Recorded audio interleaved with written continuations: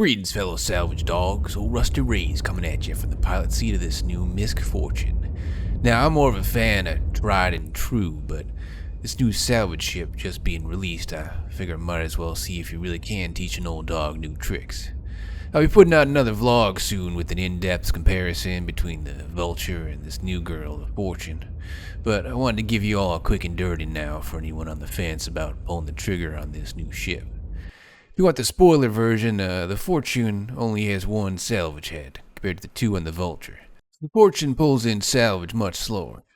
The Fortune, though, has some fancy auto-loading tech that automatically moves salvage from the buffer to the 12 SCU storage slots on the sides of the ship. Meaning you can fill the 13 SCU buffer and the 12 SCU side storage for 25 total SCU salvage without ever getting out of your pilot seat.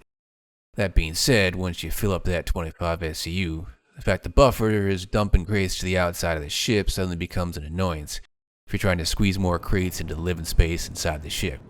You gotta go outside to get them inside.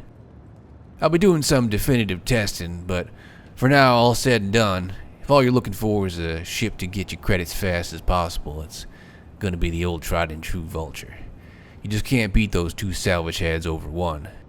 If you want some convenience and a fancy new toy, the Fortune will be a good pick for you. Now, you can get into the front of the ship too, I'll show you that in a minute. Back here is where the elevator is. Now this elevator does have a cargo grid on it, can hold 4 SCU. Show you that later too. Push the button here to go back up.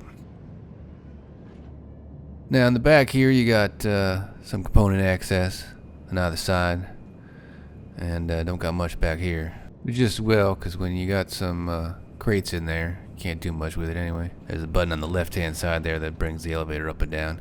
But back here you got your double buffers. Got one on the left side and one on the right side. So what you do here is you hit this auto eject button here.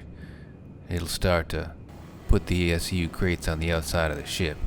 And then once you're actually salvaging, once you get one SCU, it just kicks it out just like that. Puts it on the outside of your ship for you. It'll just keep doing that until it fills up the 6 SCU on that side.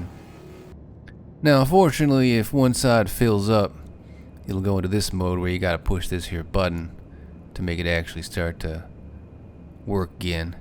Would have been nice if you pulled one off the outside, it would just continue to put more out there, but it don't work like that. You have to actually come in here and push the button if it's got jammed up outside. Speaking of annoyances, you can craft from these buffers like the ones on the Reclaimer or on the Vulture. Problem is though, if it's jammed up and it can't actually push anything to the outside, it doesn't let you get to the craft menu. Normally not such a big deal, but when you gotta go outside to actually clear out some space, it becomes more of an annoyance than on the Vulture or the Reclaimer. But it can make all the usual things you can craft on the other ships too. See here the whole list.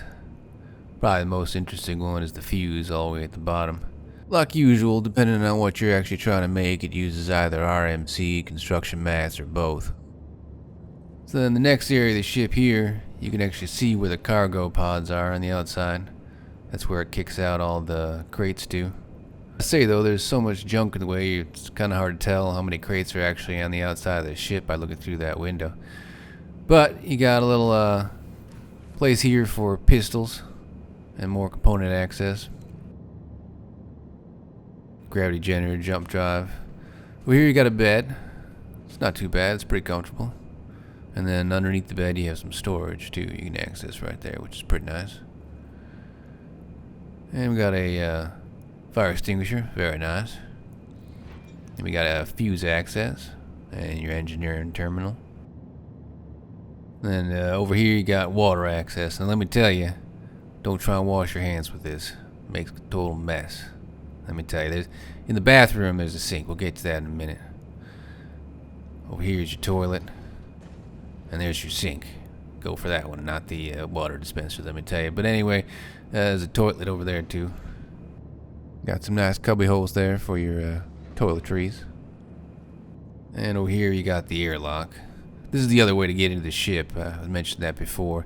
You got the elevator in the back, and you got the ladder over here. You can open the door right there, and the ladder will come down. I'll show you that in a minute once we get through the bridge. Now, up here is the bridge. It's got quite a nice view, I have to say.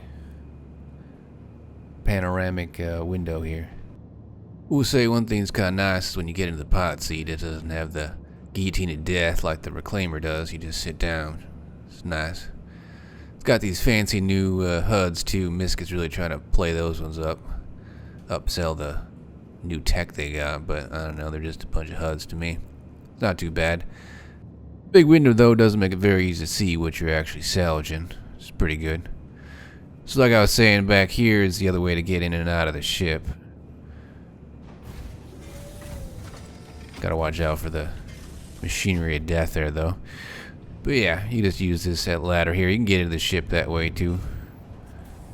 So there you go, that's the basic rundown of what you got going on inside the ship. So here's the Fortune in action. It's got a tractor beam as well as a salvage head. Now, keep in mind the salvage head that it starts out with is a cinch. And if you saw my other vlog, you know that the abrade is the best head, and that's going to be the case for the Fortune too. So I switched it out already with an abrade here, but you got to make sure you're going to do that if you're going to use the Fortune. It's also got these whiskers, they call them, on the sides that lets it do the actual munching and fracturing of ships too. It's actually one of the spots where the Fortune is equal to the Vulture, since they both got the same capacity to fracture and munch ships. So like I was saying, that elevator has a cargo grid on it. You can pull stuff off the side of the ship like this, and then place them onto the cargo grid. Now it'll hold 4 of them, and that's about it though. You can manage to sneak your way past them a bit if you're careful though, and actually get up into the elevator and manage to close it with you in there, but just watch your head when you're coming up. I wouldn't stand up too high there. Rusty's not responsible for any head injuries. So that's it, folks. I'll be putting out a more in-depth vlog later once I've had time to really put this new girl through her paces. Hope this was helpful to you all though. Like I said before, if you're looking for pure efficiency, I'd say stick with the Vulture. If you'd rather convenience, then the Fortune might be right for you. Old Rusty Ray's here. See you at the scrap heap, friends. Signing off.